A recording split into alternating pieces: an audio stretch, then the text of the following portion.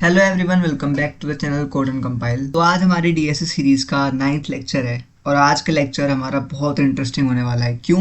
क्योंकि आज हम अपना पहला लीड कोड का क्वेश्चन करने वाले हैं और इस सेशन में हम टोटल 3 लीड कोड का क्वेश्चन कर रहे होंगे। ये ऐसे क्वेश्चन है जो इम्पोर्टेंट है क्योंकि यहीं से हमारी जो प्रॉब्लम सॉल्विंग होती है वो बिल्ड हो रही होती है। ठीक है, हमारा लॉजिक बनना स्टार्ट होता है। आज से पहले जितने भी लेक्चर हमने पढ़े हैं उसमें हमने कॉन्सेप्ट समझे हैं, थोड़ा बहुत कोड करा है, बट इस लेक्चर से हम अपने मेन कोडिंग इम्प्लीमेंट करने जा रहे हैं। ठीक है, और ये जो 3 क्वेश्चंस हैं ये काफ़ी बार पूछे जाते हैं इंटरव्यूअर्स के द्वारा, क्योंकि ये क्वेश्चन होते बेसिक हैं बट इनमें जो लॉजिक लगता है वो कई बार लोग भूल जाते हैं बेसिक समझकर। ठीक है, चलते हैं फिर तुम्हारे प्रॉब्लम सॉल्विंग को एक नेक्स्ट लेवल पे लेके चलते हैं। तो सबसे पहले बात कर लेते हैं हम क्वेश्चन कौन से सोल्व करेंगे। देखो, आज के पूरे सेशन में हम 3 क्वेश्चन सोल्व करेंगे। पहला reverse integer, second one is palindrome number and third one is Fibonacci number. ठीक है, ये क्वेश्चन अगेन बता रहा हूँ बहुत इंपॉर्टेंट है, तो अच्छे से समझना। चलते हैं फिर। देखो, ये हमारा पहला क्वेश्चन है रिवर्स इंटीजर। वैसे तो मीडियम लेवल है, ठीक है, और इसमें काफ़ी अच्छा कुछ चीज़ें बताई गई हैं, पूछी गई हैं, तो उन पे सब पे ध्यान देते हैं। देखो, मीडियम लेवल क्वेश्चन है, ठीक है, बट मैं तुम्हें इतनी आसानी से समझा दूंगा कि तुम भूलोगे नहीं इसे। ठीक है, वो कह रहा है गिवन आ साइंड 32 बिट इंटीजर एक्स। तुम्हें एक नंबर गिवन है एक्स नंबर जो एक रेंज में है बेसिकली। तुम्हें उसको रिटर्न करना है विद इट्स डिजिट्स रिवर्स, मतलब उस नंबर को रिवर्स करके देना है। ठीक है, रिटर्न करना है। If reversing x causes the value to go outside the signed 32 bit integer range.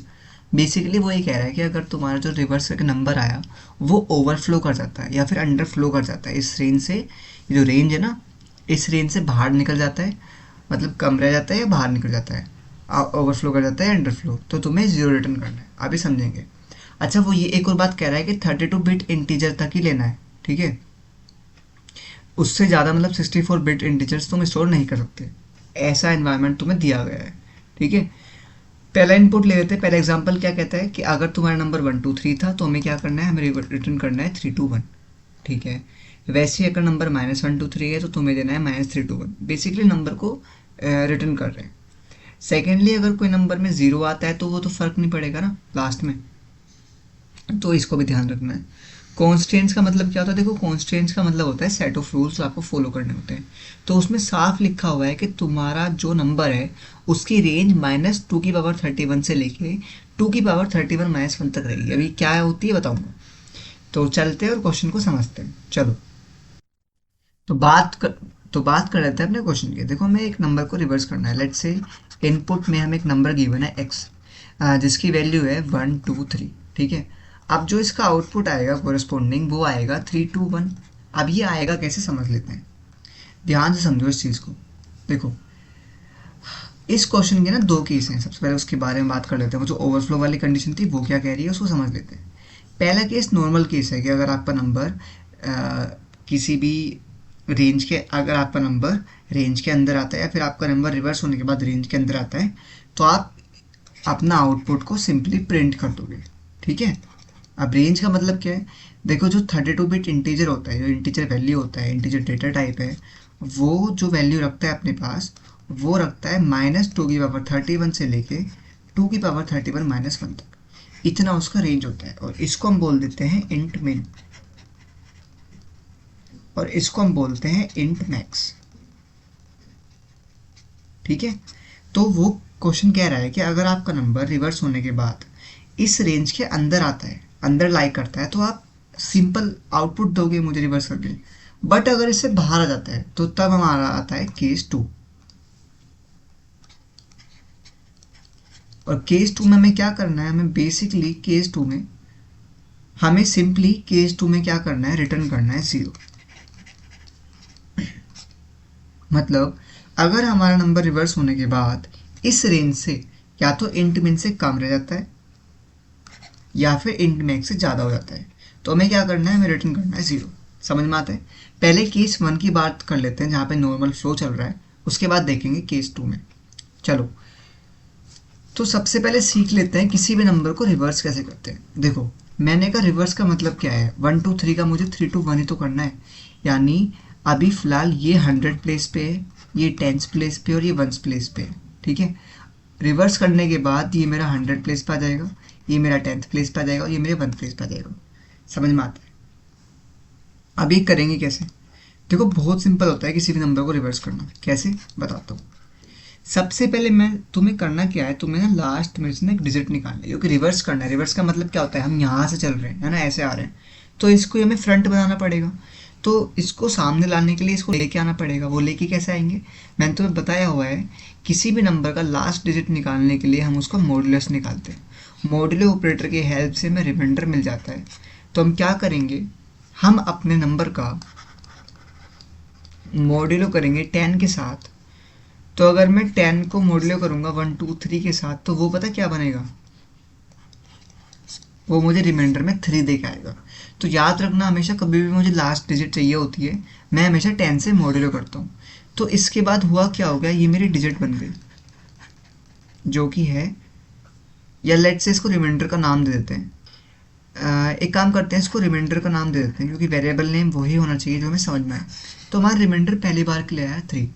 अब देखो करना क्या, ध्यान से देखो, ये मेरा नंबर था, ठीक है, मुझे इसका 3 to 1 बनाना है। कैसे बनाऊंगा, एक बात समझो, अगर मैं ये कहूँ कि 3 into 10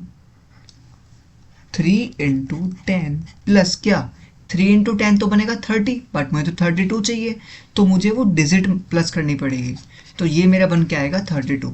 वैसे ही जब 32 आया, तो 32 into 10 यानी 32 into 10 प्लस क्या, प्लस 1, मेरा बन के आएगा 320 प्लस 1 यानी 321।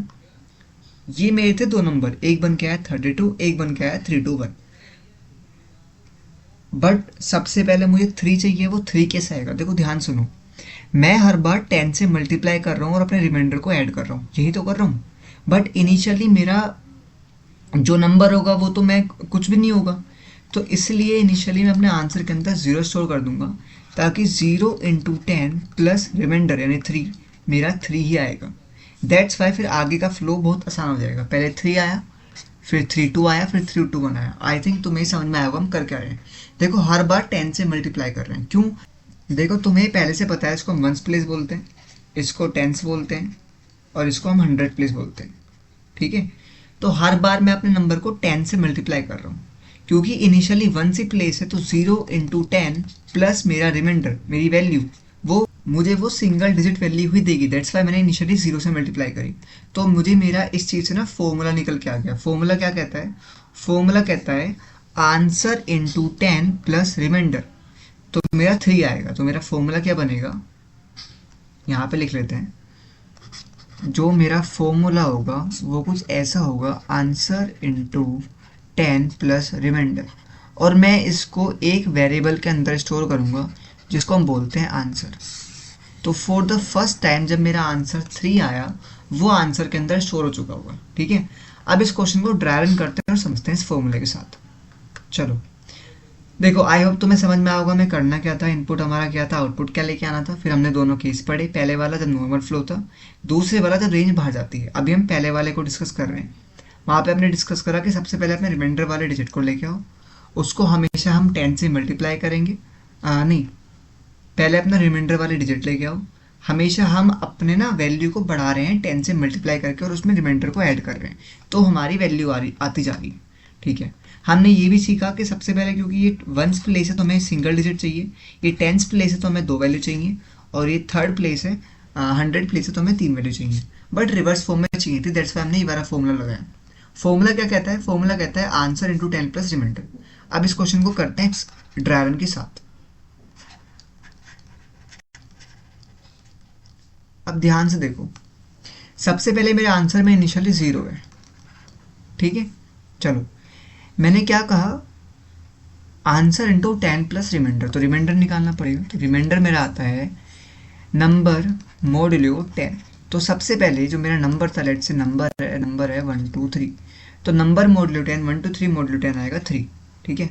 आंसर के अंदर क्या आता है, आंसर के अंदर आता है आंसर इंटू 10। आंसर क्या है इनिशियली 0, तो 0 इंटू 10 प्लस रिमाइंडर यानी 3, तो आंसर मेरा आया 3। अब ये हमारा रिमाइंडर आ चुका है, आंसर आ चुका है।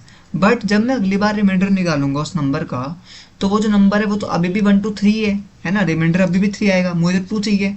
तो इस 3 को हटाने के लिए हमेशा याद रखना, अगर मुझे लास्ट में से डिजिट को हटाना पड़ता है तो मैं क्या करता हूँ, मैं अपने नंबर को 10 से डिवाइड करता हूँ, तो नंबर जो मेरा होगा वो बन जाएगा 1 2। समझ में आता है? हाँ। तो अब तक तुम्हें समझ में आया, ये हमारा फेज 1 था जहाँ पे हमारे पास डिजिट में यानी रिमाइंडर जो है वो 3 आ चुका है। ठीक है, आंसर के अंदर भी 3 है और जो मेरा एन था नंबर था वो अपडेट होके 1 2 बन चुका है। अब आते हैं सेकेंड फेज पे। चलो देखो, फिर से वही वाला काम करना है, रिमाइंडर निकालना है। तो रिमाइंडर क्या होता है, रिमाइंडर होता है नंबर मोडियो 10। नंबर क्या था, पिछली बार मेरा नंबर 1 2 बन चुका था, तो इस बार होगा नंबर मोडियो 10 यानी 1 2 मोडियो 10, जिसका आंसर आएगा 2। ठीक है, उसके बाद आंसर को अपडेट करते हैं। आंसर क्या कहता है, आंसर कहता है previous answer into 10 plus remainder. मतलब आंसर मेरा क्या था, पिछली बार मेरा आंसर जो था वो 3 था। ठीक है, तो 3 इंटू 10 प्लस रिमाइंडर, रिमाइंडर कितना आया 2, तो ये क्या बनेगा 32। यानी मैं थोड़ा क्लोज जा रहा हूँ अपने आंसर के पास। अब जो मेरा नंबर था वो 12 था, तो मुझे नंबर को भी अपडेट करना है ना, तो नंबर अपडेट करके बनेगा 1। तो ये मेरा था सेकंड फेज, यहाँ पे मैंने अपना रिमाइंडर निकाला, फिर अपना आंसर अपडेट करा एंड देन नंबर को अपडेट कर दिया। अब आता है फेज 3। फेज 3 से पहले लिख लेते हैं, नंबर मेरा 1 बचा, आंसर के अंदर 32 आ चुका है और अभी रिमाइंडर निकालना है हमें। तो लेट्स सी, सबसे पहले हम क्या करते हैं, रिमाइंडर ही निकाल रहे होते हैं। रिमाइंडर कैसे निकलता है, n मोडल्यो 10, मतलब 1 मोडल्यो 10 जो कि 1 ही आएगा। ठीक है, उसके बाद हम आंसर को अपडेट कर देते हैं, तो हमारा जो आंसर होगा वो क्या होता है, आंसर इंटू 10 प्लस रिमाइंडर। मतलब आंसर कितना था पहले वाला, चलो इसको लिख लेते हैं यहाँ पे। पहले जो मेरा आंसर था वो था 32, तो 32 इंटू 10 प्लस रिमाइंडर कितना है, रिमाइंडर आया 1, तो क्या बनेगा ये 32 इंटू 10 320 प्लस 1 321। ठीक है, फिर हम क्या करते हैं, अपने नंबर को अपडेट कर देते हैं, यानी 10 से डिवाइड करते हैं। जब मैं 1 को 10 से डिवाइड करूंगा तो क्या आंसर आएगा 0, यानी अब मेरा नंबर 0 हो चुका है। ये मेरा थर्ड फेज है एंड आंसर के अंदर मेरा 321 आ चुका है। ध्यान से बताओ, मुझे को बताओ, क्या मुझे अब आगे प्रोसेस करना चाहिए। वैसे तो हमारा आंसर आ चुका है, पर चेक कैसे करेंगे, कहाँ पे रुकना है।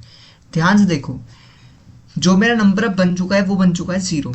क्या मैं 0 के अंदर से रिमाइंडर निकाल के उसको मल्टीप्लाई करके मतलब एक नया आंसर ला सकता हूँ, नहीं, मतलब यहीं मुझे रुकना है। तो मेरी स्टॉपिंग कंडीशन क्या होगी, मेरी स्टॉपिंग कंडीशन होगी जब तक मेरा नंबर इक्वल टू नहीं, मतलब 0 नहीं हो जाता, तब तक मुझे ये स्टेप्स करने हैं। वो स्टेप्स कौन से थे, हमारा स्टेप 1 क्या कहता है कि सबसे पहले आपको रिमाइंडर निकालना है जो होता है नंबर मोडल्यो 10। ठीक है, उसके बाद हमें आंसर को अपडेट करना है यानी आंसर निकालना है, और आंसर क्या कहता है, आंसर कहता है previous answer multiply by 10 plus हमारा रिमाइंडर। ठीक है, एंड देन फाइनली हम कर रहे होते हैं अपने नंबर को अपडेट, तो n डिवाइड बाई 10। ये हमारा स्यूडो कोड है जिसको हम कोड में कन्वर्ट करेंगे और अपना क्वेश्चन करेंगे।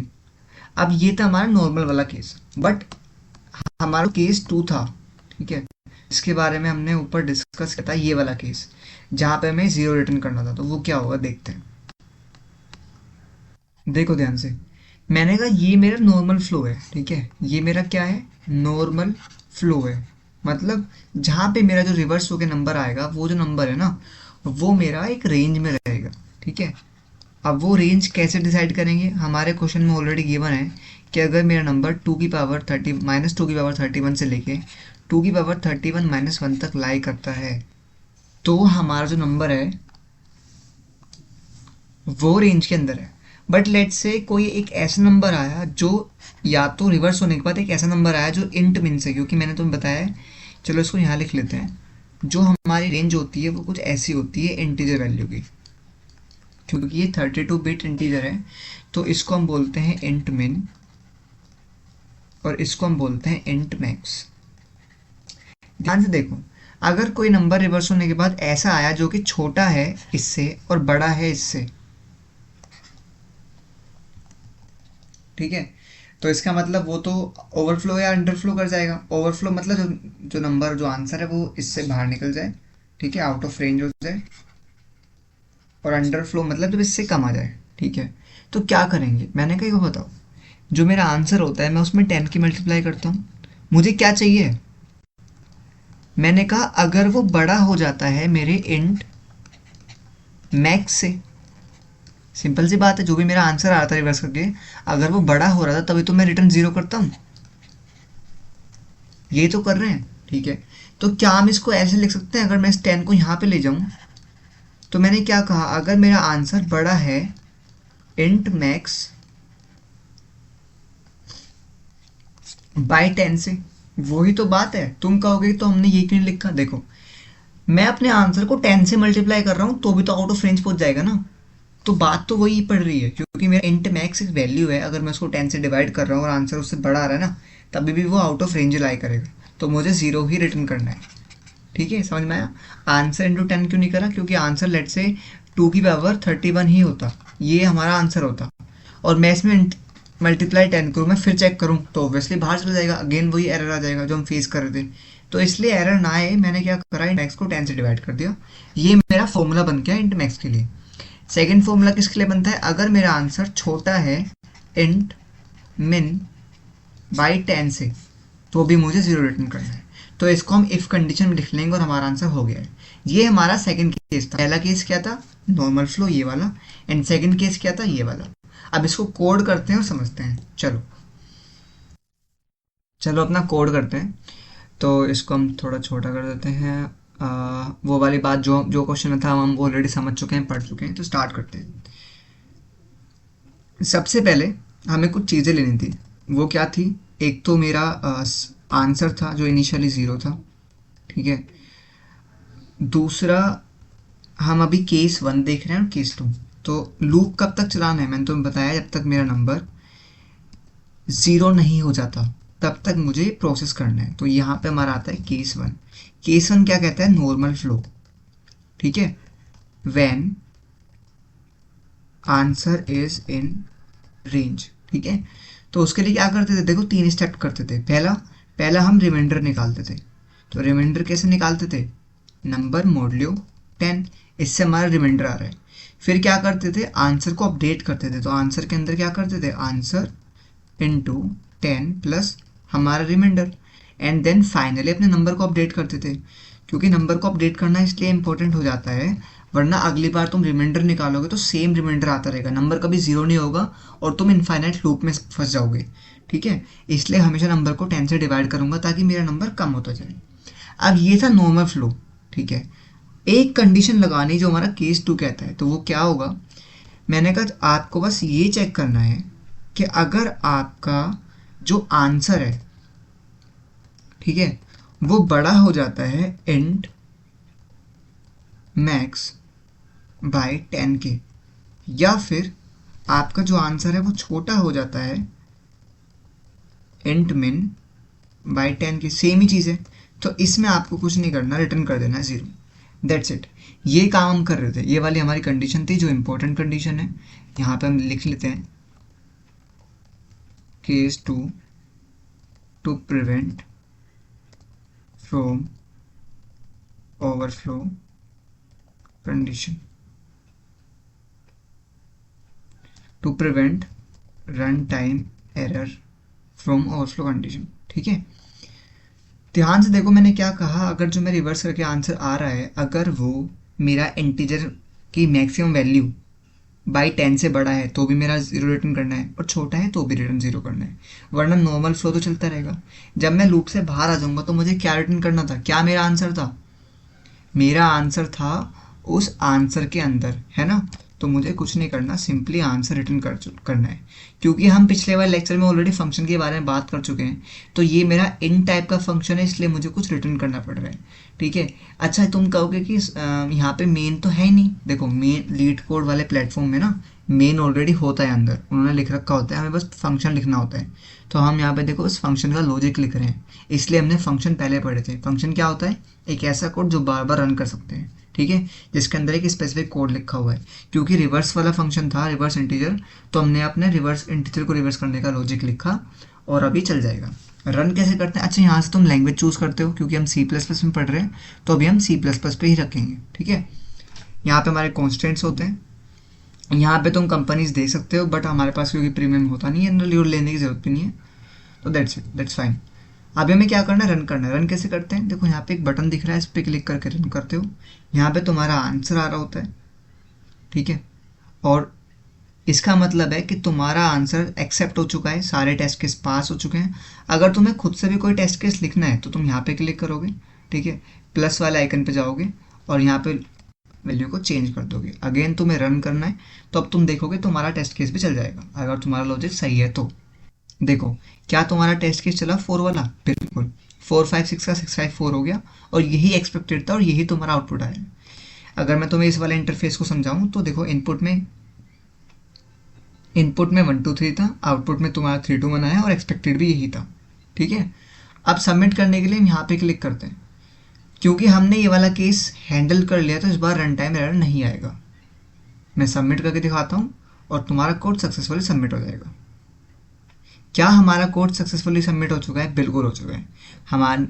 हमारी टाइम कॉम्प्लेक्सिटी 0 मिली सेकेंड आया, मतलब हमने 100% लोगों को बीट कर दिया अपने सॉल्यूशन से, ठीक है।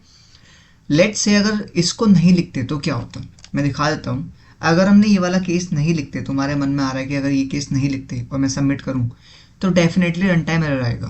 क्या रन टाइम एरर आया, क्यों आया, पढ़ लेते हैं। मैं तुम्हें ये भी सिखाऊंगा कि पढ़ते कैसे हैं। देखो यहाँ लिखा है कि साइन इंटीजर ओवरफ्लो करा हुआ है, क्योंकि तुमने जो वैल्यू तुम्हारे लास्ट इंट मैक्स की वैल्यू थी, अगर तुम उसमें 10 से मल्टीप्लाई करोगे तो वो इंट के अंदर नहीं आएगा। तो इसी को सोल्व करने के लिए हमने ये वाला लॉजिक लिखा। आई होप तुम्हें ये क्वेश्चन बड़े ही अच्छे समझ में आ गया होगा, ठीक है। तो चलते हैं फिर अपने अगले क्वेश्चन की तरफ।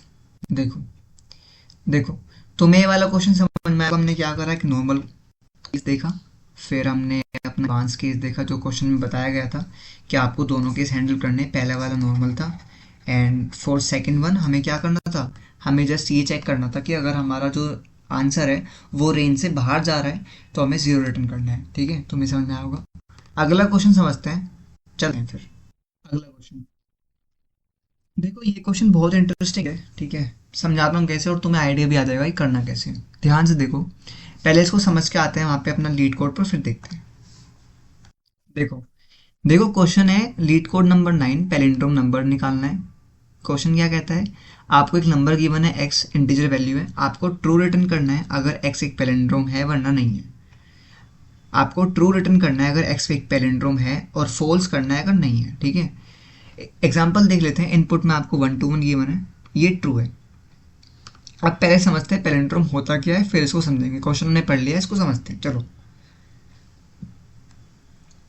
क्योंकि बूल टाइप का फंक्शन है तो हमें ट्रू या फॉल्स ही रिटर्न करना पड़ेगा, ठीक है।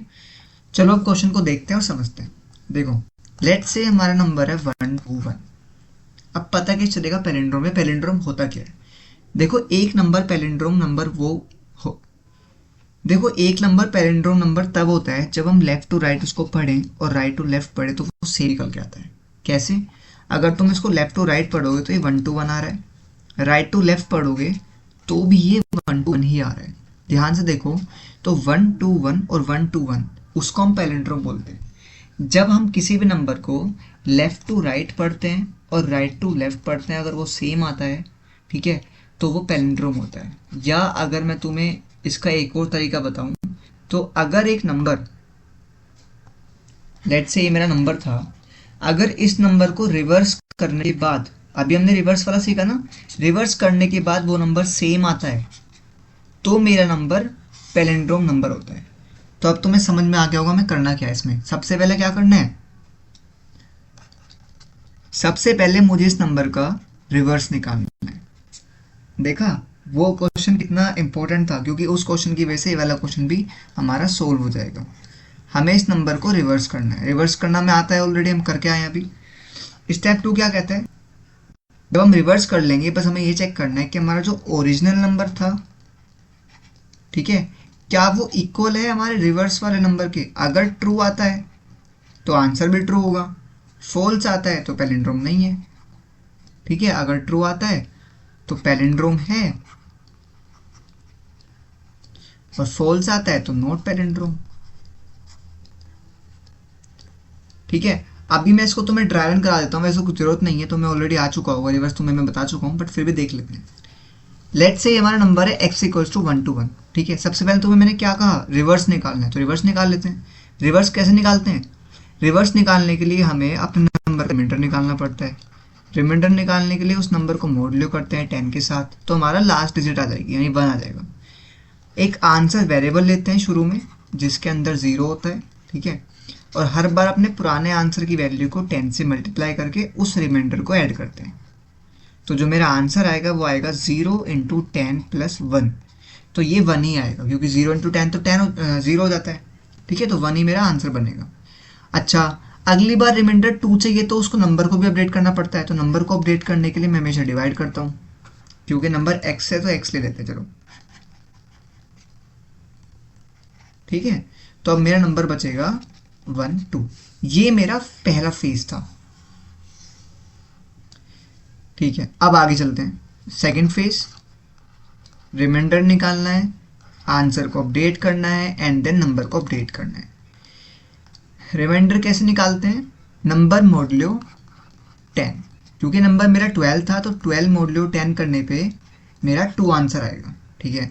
आंसर इंटू 10 प्लस रिमाइंडर, तो आंसर मेरा क्या था, पहले मेरे आंसर की वैल्यू 1 स्टोर हो रखी है, तो 1 इंटू 10 प्लस रिमाइंडर कितना है 2, तो ये मेरा बन जाएगा 10 प्लस 2 12, तो मेरा आंसर आया 12, ठीक है।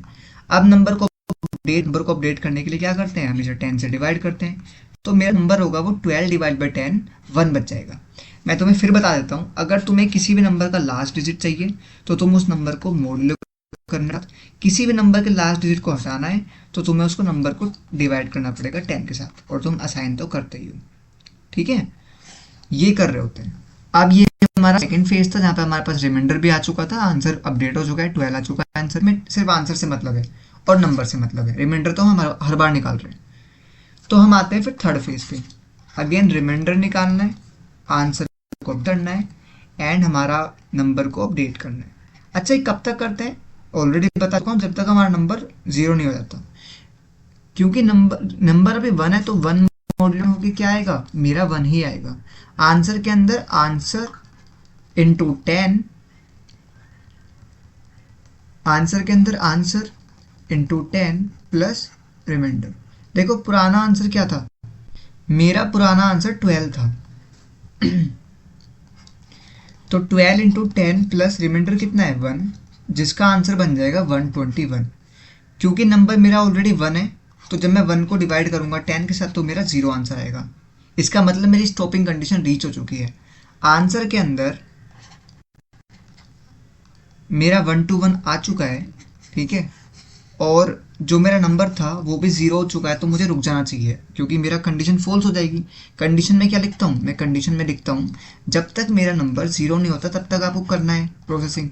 तो नंबर क्योंकि 0 हो चुका है, कंडीशन मेरी फॉल्स हो चुकी है, तो अब मैं बाहर आ जाऊँगा। अब बाहर आके करना क्या है, देखो हमने क्या बात करी थी, हमने बात की थी कि हमें नंबर चेक करना है कि हमारा जो ओरिजिनल नंबर था अगर वो इक्वल है किसके साथ, आंसर के साथ, तो आपका पैलिंड्रोम है, वरना नहीं है। बट ध्यान से देखो तो मेरा ओरिजिनल नंबर ऑलरेडी 0 हो चुका है, तो फिर आंसर कैसा आएगा, इसलिए हमें शुरू में ना इनिशियली पहले जब हमने आंसर को इनिशियलाइज किया था हमें साथ में एक नंबर लेना पड़ेगा, न्यू नंबर, जिसके अंदर हम अपने नंबर को रख लेंगे, ओरिजिनल नंबर को रख लेंगे, यानी एक्स को। ऐसा क्यों कर रहे हैं, क्योंकि देखो पूरे प्रोसेस के टाइम पे फाइनली हमारा नंबर 0 हो जाएगा, तो कंपेयर करने के लिए क्या होगा, इसलिए हम न्यू नंबर जिसके अंदर नंबर था उसको कंपेयर कराएंगे अपने आंसर के साथ। अगर दोनों इक्वल हैं, जो कि हैं, तो ट्रू आ जाएगा, वरना फॉल्स, ठीक है। अभी मैं तुम्हें एक होमवर्क भी देता हूँ, तुम्हें एक नंबर लेना है, लेट्स से 4 5 6 एंड 1 2 3, इन दोनों का ड्राई रन करके चेक करना है कि ये पैलिंड्रोम है या फिर नहीं है, ठीक है। ये तुम्हारा होमवर्क है इस वाले क्वेश्चन के लिए, मेन ड्राई रन है, जितना करोगे उतना समझ में आएगा। अभी चलते हैं कोड की तरफ। चलो सबसे पहले बात कर लेते हैं, मैंने क्या कहा था, मुझे एक आंसर चाहिए जो 0 होगा, ठीक है, नंबर मेरे पास ऑलरेडी है और मुझे एक नया नंबर भी चाहिए था,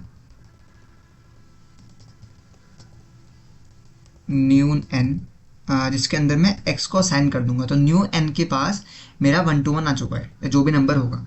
ठीक है, कब तक चलते हैं? जब तक मेरा नंबर जीरो नहीं हो जाता। तो while x not equals to zero. देखो क्योंकि हम ऑलरेडी रिवर्स वाला कर चुके हैं, दैट्स वाई मैंने इस वाले क्वेश्चन में उतना फोर्स नहीं दिया। ठीक है, रिवर्स वाले समझाते टाइम, पर तुम्हें समझ में आ गया होगा क्योंकि अभी तुमने समझा रिवर्स वाला। रिवर्स के टाइम पे हम क्या करते हैं, सबसे पहले रिमाइंडर निकालते हैं। रिमाइंडर निकालने के लिए क्या करते हैं, नंबर को डिवाइड करते हैं, मॉड्यूलो करते हैं 10 के साथ। ठीक है, देन अपने आंसर को अपडेट करते हैं, और आंसर का फॉर्मूला क्या होता है, answer into 10 plus remainder, and then finally अपने नंबर को अपडेट करते हैं।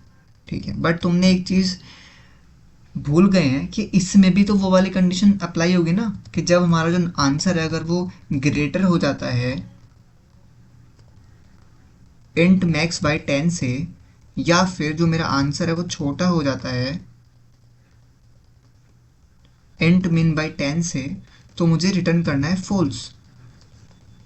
फॉल्स रिटर्न क्यों करना है, क्योंकि उसमें बोला हुआ है कॉन्स्टेंट्स मतलब सेट ऑफ रूल्स में कि आपका जो नंबर है वो बस इस रेंज में आएगा। कोई भी नंबर आंसर आने के बाद मतलब पैलिंड्रोम चेक करने के बाद रेंज से बाहर जाता है तो हमें फॉल्स रिटर्न करना है। वरना बस यही चेक करना है कि इफ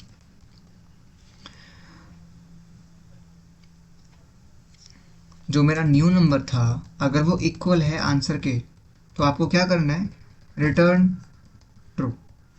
ठीक है, वरना फॉल्स तो हो ही जाएगा, तो हमें यहाँ पे रिटर्न करना है फॉल्स। ठीक है, अच्छा इसको लिखने का एक और तरीका है, अगर तुम सीधा ये लिखते ना, return new n equals to answer, तो इससे होता क्या है, क्योंकि ये बूल टाइप का है, तो हम क्या करेंगे, न्यू नंबर और आंसर को कंपेयर करेंगे, अगर इक्वल मिलते हैं तो फॉल्स जाएगा वरना ट्रू। ठीक है, तो जो भी तुम्हें अच्छा लगे वो कर लो। तुम कहोगे हमने ये एल्स में क्यों नहीं लिखा, देखो अगर इक्वल होता है तो ट्रू रिटर्न होकर तुम फंक्शन से बाहर जाते हो, तो एल्स वाला कभी चलेगा नहीं, और अगर ट्रू आंसर नहीं होता है तो तुम सीधे यहाँ पे आके फॉल्स रिटर्न करोगे, तो एल्स लिखने की जरूरत नहीं है। इसको रन कर लेते हैं और समझते हैं।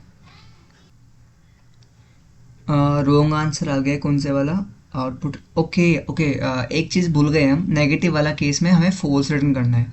देख लेते हैं, देखो हमने एक एग्जांपल नहीं पढ़ा यहाँ पे, वो बोल रहा है अगर तुम्हारा नंबर नेगेटिव है तो तुम्हें सीधा फॉल्स रिटर्न करना है, क्योंकि हमें पता है नेगेटिव नंबर मेमोरी में कैसे जाता है। ठीक है, तो उसके लिए कुछ नहीं करना, बस सिंपल एक कंडीशन को चेंज करना है कि अगर मेरा नंबर ना बड़ा होगा, पॉजिटिव होगा, मैं तभी जाऊँगा अंदर, तभी मैं चेक करूँगा चीज़ों को, और नेगेटिव होता है तो सीधा फॉल्स आ जाएगा।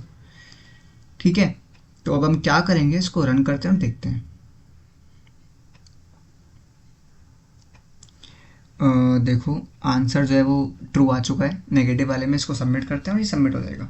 बस एक कंडीशन सही गलत थी हमारी, हमने वो चेक करना भूल गए थे, जहाँ पे हमारा जो नंबर होता है अगर वो नेगेटिव है तो हमें सीधा फॉल्स देना है और चेक करना ही नहीं है। ठीक है, चलो तो ये हमारा सेकंड क्वेश्चन भी हो चुका है।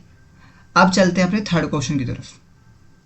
तो अब बात कर लेते हैं अगले क्वेश्चन के बारे में। ठीक है, ये क्वेश्चन काफ़ी इंपॉर्टेंट है जिसका नाम है फिबोनाची नंबर। देखो ये क्वेश्चन इसलिए इंपॉर्टेंट है क्योंकि कई बार ना उन कैंपस जो कंपनीज होती हैं वो डायरेक्टली पूछ लेती हैं इस क्वेश्चन को, क्योंकि जो इसमें लॉजिक है वो है तो आसान, बट कई बार ना जो स्टूडेंट्स होते हैं वो इसको भूल जाते हैं बेसिक समझ के। बट काफ़ी इंटरेस्टिंग क्वेश्चन है और काफ़ी इंपॉर्टेंट क्वेश्चन भी है, तो समझते हैं। देखो सबसे पहले फिबोनाची सीरीज होती क्या है, पहले चलते हैं लीड कोड पर, वहाँ पे देखते हैं क्वेश्चन कहता क्या है। चलो देखो क्वेश्चन कहता है, ये लीड कोड 509 क्वेश्चन नंबर है, Fibonacci number. The Fibonacci numbers commonly denoted F of n form a sequence called the Fibonacci sequence. ठीक है, such that each number is the sum of two preceding ones starting from 0 and 1। मतलब question क्या कह रहा है, question कह रहा है कि आपको जो नंबर फिबोनाची नंबर निकालना है, एफ ऑफ एन निकालना है, वो पिछले दो का सम होता है। एक और बात, वो कह रहा है दो नंबर आपको गिवन होते हैं, एक 0 एक 1। अब इसको पहले समझते हैं, पहले एक बार एग्जांपल देख लेते हैं। एन अगर 2 है यानी एफ ऑफ 2 निकालना है तो एफ ऑफ 2 होता है हमारा 1। अब ये कैसे निकल रहा है पहले मैं तुम्हें समझाता हूँ, तुम्हें तभी समझ में आएगा। पहले मैं तुम्हें समझाता हूँ, तुम्हें तभी समझ में आएगा। तो चलते हैं अपने नोट पैड पे, वहाँ पे समझते हैं। देखो अब फिबोनाची नंबर या सीक्वेंस होता क्या है, उसने कहा है कि तुम्हें दो टर्म गिवन है, तुम्हारी फर्स्ट टर्म, ठीक है, जो कि 0 होती है, और तुम्हारी सेकेंड टर्म भी 0 1 होती है। ठीक है, ये गिवन है। अब जो नई टर्म निकलती है वो क्या होती है? देखो नई टर्म जो होती है ना वो क्या कहती है, वो कहती है मैं पिछली दो टर्म का एडिशन हूँ। तो जो नई टर्म निकलती है वो इन दोनों का एडिशन होता है, मतलब 0+1 1। तो यानी न्यू टर्म का क्या फॉर्मूला निकलता है? न्यू टर्म का फॉर्मूला होता है f(n-1) plus f(n-2). That's it. यानी अगर तुम्हें f(n) निकालना है तो तुम्हें पिछले दो नंबर का सम करना पड़ेगा, ये हमारा फॉर्मूला कहता है। ठीक है, करते हैं, समझते हैं। देखो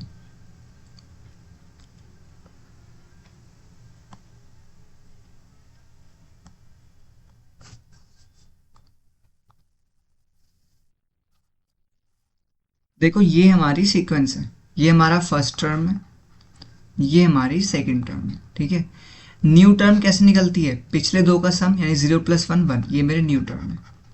तो ये हमारा निकला f(2), क्योंकि f(0) और f(1) तो मेरे पास ऑलरेडी है। तो सबसे पहले हम अपने एज केस की बात कर लेते हैं। एज केस मतलब जो हमें बताने पड़ते हैं कि अगर ये आता है तो इसका आंसर तो ये होगा ही होगा। तो हमने सबसे पहले बात कर ली कि अगर हमारा n 0 है, n = 0 है या फिर n = 1 है, तो हमें क्या करना है? हमें n ही रिटर्न करना है एज आंसर। देख लो ध्यान से, n अगर मेरा 0 होता है तो 0 ही आंसर आएगा, n 1 होता तो 1 ही आंसर आएगा। तो मेरा ये शुरू की दो टर्म है जो बिल्कुल स्पेसिफाइड है, मतलब दे रखे हैं क्वेश्चन में भी कि ये दो तो हैं, क्योंकि इनके बाद से आंसर निकल रहा है। अब दैट्स वाई मैं अपने जो आइट्रेशन है वो सेकंड नंबर से चलाऊंगा, क्योंकि ये मेरा 0th नंबर है, ये मेरा फर्स्ट नंबर है और ये मेरा। अब देखो मैंने अपने पहला न्यू टर्म निकाल लिया, क्योंकि जो न्यू टर्म मेरा आया वो पिछले दो का सम था। अब आगे बात कर लेते हैं। जब मुझे अपना अगला न्यू टर्म निकालना पड़ेगा उसके लिए मुझे क्या करना पड़ेगा? जो नया टर्म होता है वो मेरे पिछले दो का एडिशन तो होता है ना? तो इसका मतलब जो मेरी फर्स्ट टर्म थी मुझे अपडेट करना पड़ेगा। पर अपडेट कैसे करूंगा? इसको यहाँ पे कैसे लेके आऊंगा? मुझे पता है मेरा सेकंड टर्म बैठा हुआ है, तो इसलिए मैं क्या करूंगा, हर बार न्यू टर्म निकालने के बाद अपने फर्स्ट टर्म को अपडेट कर लूंगा और मेरा फर्स्ट टर्म के अंदर सेकंड टर्म की वैल्यू आ जाएगी। तो फर्स्ट टर्म यहाँ से हट के यहाँ आ जाएगा, बट सेकंड टर्म भी 1 पे बैठा हुआ है, जबकि सेकंड टर्म को तो मुझे यहाँ बिठाना है। तो यहाँ पे कौन खड़ा हुआ है? अभी यहाँ पे मेरी नई टर्म खड़ी हुई है, पिछले वाली। सेकंड टर्म को अपडेट करके मैं न्यू टर्म पे ले आऊंगा, तो सेकंड टर्म आ गई यहाँ पे। अब न्यू टर्म क्या बनेगी? जो अब न्यू टर्म होगी वो बनेगी again first term plus second term, यानी 1+1। ठीक है, ये मेरी नई टर्म होगी। अब जब मैं इसके बाद वाली टर्म निकालूंगा, यानी f(4) 0 1 2 3 4, f(4) कैसे निकलेगा? पिछली दो टर्म का एडिशन। वो कैसे होता है? ध्यान से देखो, मैंने कहा जो न्यू टर्म होती है, जो ये नई टर्म निकलेगी वो होगा first term plus second term, but first term तो 1 पे बैठा हुआ, सेकंड टर्म यहाँ बैठा हुआ है, जबकि मुझे फर्स्ट टर्म को इस वाले 1 पे बिठाना है और सेकंड टर्म को इस पे। तो उसके लिए क्या करते हैं? अगेन वही वाला काम करेंगे। न्यू टर्म निकालने के बाद पिछले वाले आइट्रेशन में हम हमेशा फर्स्ट टर्म और सेकंड टर्म को अपडेट कर देंगे। ठीक है, जो कि फर्स्ट टर्म जो होगा हमारा वो फर्स्ट टर्म यहाँ पे आ जाएगा, सेकंड टर्म मेरा यहाँ पे आ जाएगा, और न्यू टर्म क्या होती है? First term plus second term, यानी 1+2 3। अब इसको अच्छे समझते हैं, फिर इसको कोड करते हैं। देखो मैंने तीन चीज़ कहा। पहला मेरा एज केस था कि अगर n 0 होता है या फिर n 1 होता है तो मुझे n ही रिटर्न करना है, क्योंकि सिंपल सी बात है, दो नंबर तो मेरे पास हैं। नई टर्म कैसे निकलती है? जो नई टर्म होती है वो हमेशा first term plus second term. Initially first term जो है वो मेरी 0 है और सेकंड टर्म मेरी 1 है। तो जब मेरा न्यू टर्म आएगी वो 0+1 1 होकर आएगी, ये मेरी नई टर्म है। बट एक बार बताओ, जब आगे की नई टर्म्स निकालनी है उसके लिए तो मुझे अपने फर्स्ट टर्म सेकंड टर्म को भी तो अपडेट करना पड़ेगा, क्योंकि जो ये वाला आंसर है इसके लिए मुझे इसके पिछले दो वैल्यू को प्लस करना है, ना कि इन दो को। हमेशा मैं इन दो को प्लस नहीं करूँगा, जो भी नई टर्म निकालनी है उसके जस्ट पिछले दो नंबर को ऐड करूँगा। तो ये बहुत कंपलसरी हो जाता है मेरे लिए कि हमेशा मैं अपने फर्स्ट टर्म को अपडेट करूँ, बाद में सेकेंड टर्म को अपडेट करूँ, और फिर मेरा अगली बार नया टर्म आ रहा होगा। तो इसलिए हम क्या करते हैं, सबसे पहले अपना न्यू टर्म निकालते हैं। न्यू टर्म का फॉर्मूला होता है first term plus second term. चलिए 0+1 था, 1 हो चुका होगा, तो जो नया टर्म है वो यहाँ पे बैठा हुआ है और फर्स्ट टर्म सेकंड टर्म यहीं पे। उसके बाद मैं फर्स्ट टर्म को अपडेट करूंगा। फर्स्ट टर्म क्या बन जाएगा? अब फर्स्ट टर्म बन जाएगा ये, जो कि मेरा सेकंड टर्म था पहले वाला। अंदर सेकंड टर्म की वैल्यू असाइन कर दी। सेकंड टर्म क्या बन जाएगा? अब नया वाला, जो मेरी नई टर्म थी वो सेकंड टर्म बन जाएगी। क्यों? क्योंकि जो ये वाली नई टर्म है इसका जस्ट पिछला नंबर मेरा पुराना नया टर्म था। ठीक है। तो इसलिए सेकेंड टर्म यहाँ से, तो सेकेंड टर्म को मैं कहाँ भेज दूंगा, न्यू टर्म के अंदर। यही मेरा लॉजिक है। अब समझते हैं फिर रिटर्न क्या करना है, देखते हैं एक बार लास्ट समझते हैं उसको, फिर चलते हैं। अगर अभी तक भी तुम्हें समझ नहीं आया तो एक बार फिर से समझ लो ये हो कैसे रहा है। देखो 0+1 1 होता है, 1+1 2 होता है, 2+1 3 होता है, 3+2 5 होता है। तो ऐसे टर्म आ रही है। अब मुझे ना f(5) निकालना है, यानी f(n) मेरा 5 है, n ना तो 0 है ना 1 है, तो आंसर 0 1 तो आएगा है नहीं, क्योंकि मेरा f5 है। f5 का मतलब 5 ही आंसर आएगा, ठीक है। इसके आगे अगर f(6) निकालना होता तो वो होता 5+3 8, बट हमें f(5) निकालना है तो इसका देखते हैं। लूप आइट्रेशन मेरा हमेशा 2 से चलेगा, क्यों, क्योंकि 0 और 1 तो ऑलरेडी मेरे पास वैल्यू है। मैंने क्या कहा, ये मेरी फर्स्ट टर्म है। सबसे पहले हम न्यू टर्म निकालते हैं, तो न्यू टर्म क्या हो जाएगी, first term plus second term, यानी 0+1 1। तो नई टर्म बन के आई मेरी, यहाँ पे लिख लेते हैं 1। ये मेरा पहला इटरेशन था, ठीक है। अब ध्यान से देखो, ये जो मेरी सीरीज बन के आ रही है यहाँ पे, ये दो नंबर तो ऑलरेडी थे, बट नया टर्म आया मेरे पास 1, ठीक है। अब ध्यान से देखो, जब मुझे अगला टर्म चाहिए होगा उसके लिए मुझे क्या करना है, इन दो का एडिशन करना है। बट फर्स्ट टर्म तो 0 पे बैठा हुआ है और सेकंड टर्म यहाँ बैठा हुआ है, तो मैं ऐसा क्या करूँ कि फर्स्ट टर्म यहाँ से हटके यहाँ पे आ जाए और सेकंड टर्म यहाँ से हटके जस्ट न्यू टर्म के पिछले वाले पे आ जाए। बहुत आसान है, क्योंकि मेरे पास ऑलरेडी पॉइंटर वेरिएबल है यहाँ पे, तो मैं फर्स्ट टर्म के पास ले आऊँगा और सेकंड टर्म को न्यू टर्म के पास ले आऊँगा। और अगेन जो मेरा एडिशन होगा वो first term plus second term होता है, यानी 1+1 2। तो ऐसे चलते चलते मेरी फिफ्थ टर्म आ जाएगी। अगेन देख लेते हैं, ये मेरी नई टर्म निकल चुकी है, बट मुझे इससे भी अगली टर्म निकालनी है। क्यों, क्योंकि ये मेरा आई यहाँ पे 3 है। अब मैं आई हुआ होगा, ठीक है। I4 के लिए क्या निकालना है, टर्म निकालनी है, उसके लिए पिछले दो का एडिशन करना है, first term plus second term. But क्योंकि फर्स्ट टर्म इस टाइम यहाँ बैठी हुई है, सेकंड टर्म यहाँ बैठी हुई है, तो मुझे इन्हें अपडेट करना पड़ेगा। अपडेट करने के लिए मैं क्या करता हूँ, फर्स्ट टर्म को पहले सेकंड टर्म के पास लेके आता हूँ, सेकंड टर्म को फिर न्यू टर्म के पास लेके आता हूँ। और जब आई मेरा यहाँ पे आ चुका होगा, सबसे पहले मैं न्यू टर्म निकालता हूँ। न्यू टर्म क्या कहती है, first term plus second term, 1 3। अब मैं फर्स्ट टर्म और सेकंड टर्म को अपडेट कर दूंगा, तो फर्स्ट टर्म मेरा यहाँ पे आ जाएगा, सेकंड टर्म मेरा न्यू टर्म पे आ जाता है। और अब मैं दोबारा अगली टर्म निकालूंगा, आई मेरा हो जाएगा प्लस प्लस होके 5, ठीक है। मैं आगे बढ़ जाऊंगा, मुझे न्यू टर्म निकालनी है। न्यू टर्म क्या होती है, first term plus second term, यानी 2+3 5। फर्स्ट टर्म अपडेट होकर यहाँ आ जाएगा, सेकंड टर्म अपडेट होकर यहाँ आ जाएगा। बट क्योंकि ऑलरेडी आई 5 हो चुका है, हम लूप से बाहर आ जाएंगे। और मुझे आंसर क्या रिटर्न करना था, या तो तुम सेकंड टर्म रिटर्न कर लो या फिर तुम अपना न्यू टर्म रिटर्न कर लो, ठीक है। बात वही है। तो आंसर में हम या तो न्यू टर्म रिटर्न कर सकते हैं या फिर सेकंड टर्म। चलते हैं कोड करते हैं, वहाँ पे तुम्हें और समझ में आ जाएगा। बेसिक जो आइडिया था वो बस इतना था कि नंबर होता है, नया नंबर होता है, नया टर्म जो होता है वो पिछले दो का सम होता है। तो जब भी हम नया नंबर निकालते हैं, पिछले दो का सम करते हैं, वो तो इनिशियल होता है।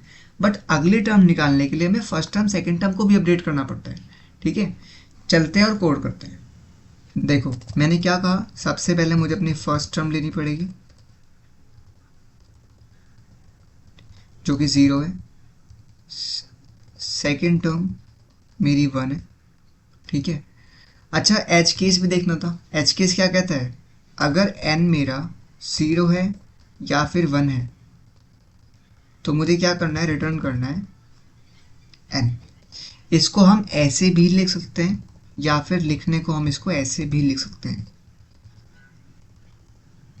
अच्छा अब अगर तुम ये पूछोगे कि क्या हम हमेशा ऐसे लिख सकते हैं जैसा जैसा आपने अभी लिखा था पहले, तो उसका आंसर है नहीं। कहने का मतलब ये, लेट्स से अगर तुम ऐसे लिखते हो n = 0 या फिर n = 1, तो आप रिटर्न कर दो 0। देखो ये चीज़ कब लिखते हैं, या रिटर्न कर दो n, ये चीज़ तब लिखते हैं ये वाला स्टेटमेंट जब इफ़ के बाद बस एक स्टेटमेंट एग्जीक्यूट कराना है। तो आप ऐसे लिख सकते हो, आपको कर्ली ब्रेसेस के बाद तो तुम्हें कर्ली ब्रेसेस लिखने की ज़रूरत नहीं है। बट अगर मल्टीपल स्टेटमेंट होते हैं इफ़ के अंदर तो हमें फिर कर्ली ब्रेसेस लगाने ही पड़ते हैं, ठीक है। चलो अब आगे चलते हैं, हमारा लूप इनिशलाइज करते हैं। 2 से चलेगा, n तक जाएगा और i हमेशा 1 से इंक्रीमेंट होगा। हमने क्या करना था, सबसे पहले हमें न्यू नंबर निकालना था, तो इसको ऊपर भी इनिशलाइज कर लेते हैं, ठीक है। इंट न्यू टर्म जो शुरू में लेट से 0 है, ठीक है। 0 क्यों है? क्योंकि इसको हम ऑलरेडी असाइन कर देंगे अभी वैल्यू, तो 0 रख लिया। न्यू टर्म के अंदर क्या आता है? फर्स्ट टर्म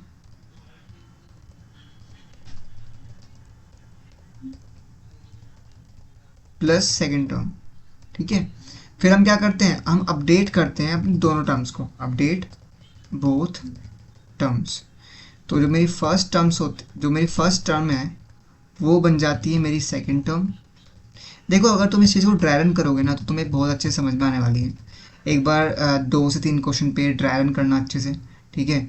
जो मेरी सेकेंड टर्म होती है वो मेरी नई टर्म बन जाती है। नई टर्म क्यों बनती है? क्योंकि मुझे जो नई टर्म होती है वो पिछले दो का सम होती है। तो जो प्रीवियस नई टर्म थी उसका एडिशन प्लस मेरी उससे पहले वाले नंबर का एडिशन मेरा नया टर्म बनता है। जब मैं बाहर आऊँगा, अगर मैं नया टर्म रिटर्न कर रहा हूँ या फिर सेकेंड टर्म रिटर्न कर रहा हूँ, बात एक ही है। तो इफ़ आई से सेकेंड टर्म रिटर्न करते हैं, देखते हैं कि चलेगा नहीं चलेगा। ये हमारा कोड था। मैं फिर बता देता हूँ। इनिशियली 0 1 हमें गिवन भी है कि 0 1 तो होता ही होता है। अगर नंबर 0 या 1 है तो हमें वही रिटर्न करना है। फिर हमें स्टार्ट करना है सेकेंड आइट्रेशन से। हमेशा जो नया टर्म होता है वो पिछले दो का सम होता है, एडिशन होता है। उसके बाद जो अगली टर्म निकलेगी उनको हमें अपडेट भी करना है, दैट्स वाई फर्स्ट टर्म और सेकेंड टर्म को अपडेट करते हैं। और फाइनली जो हमने देखा भी था कि हमारा आंसर जो है वो सेकेंड टर्म पे या नया टर्म पे आ रहा था, तो कुछ भी रिटर्न कर दो। इसको अब रन करते हैं और देखते हैं ये सक्सेसफुल चल जाएगा, ठीक है। देखो चल चुका है। अब अगर हम इसको सबमिट करेंगे यहाँ पे तो ये हो जाएगा। आज हमने काफ़ी कुछ क्वेश्चंस, 3 क्वेश्चंस लीड कोड पे सोल्व करे हैं। एक और बात, ये क्वेश्चंस बहुत इंपॉर्टेंट है, इनको छोड़ना मत, ड्राई रन करना अच्छे से, ठीक है। देखो सबमिट भी हो गया है। अब चलते हैं अपने नोटपैड पे, वहाँ पे एक और चीज़ समझते हैं। आज क्या क्या सीखा? सबसे पहले हमने लीड कोड पे 3 क्वेश्चन सोल्व करे, ठीक है। वो 3 क्वेश्चन काफ़ी इंपॉर्टेंट है। क्यों? क्योंकि तुम्हारा जो लॉजिक होगा ना वो यहीं से बिल्ड होने स्टार्ट होगा। क्योंकि इसके बाद हम अगले लेक्चर में एरे लेके आएंगे, तो जो हमारा डेटा स्ट्रक्चर वाला कॉन्सेप्ट है वो हमारा अगले लेक्चर से स्टार्ट हो जाएगा। तो इसलिए मैंने तुम्हें लीड कोड से भी फैमिलियर करा दिया, कैसे क्वेश्चन लिखते हैं, फंक्शन क्या होते हैं, ठीक है। सबमिट कैसे करते हैं, रन कैसे कराते हैं। आई होप तुम्हें समझ में आया होगा। हमने 3 क्वेश्चन पढ़े आज, उसके बारे में देख लेते हैं। तो एक बार ओवरव्यू ले लेते हैं। देखो आज हमने क्या क्या सीखा। सबसे पहले हमने रिवर्स इंटीजर वाला क्वेश्चन देखा, उसमें देखा कि 2 केस कैसे हो रहे थे। ओवरफ्लो वाला भी सीखा। उसके बाद हमने अगला क्वेश्चन लगाया जो कि था पैलिंड्रोम नंबर, ठीक है। पैलिंड्रोम नंबर के बाद हमने लास्ट क्वेश्चन देखा अपना फिबोनाची सीरीज। तो आई होप तुम्हें समझ में आया होगा, सेशन अच्छा लगा होगा, ठीक है। ड्राई रन करना जितना हो सके, अपने आप से नंबर लेना, नंबर को चेंज करना, ड्राई रन करके देखना, जितना करोगे उतना समझ में आएगा, ठीक है। मिलते हैं फिर अगले लेक्चर में। तब तक के लिए कीप कोडिंग, कीप पुशिंग। एक और बात, अगले लेक्चर काफ़ी इंटरेस्टिंग होने वाला है क्योंकि हम पहला डेटा स्ट्रक्चर समझेंगे, एरे। तो कंटिन्यू रखो, पढ़ते रहो, प्रैक्टिस करते रहो, कोडिंग करते रहो। मिलते हैं फिर।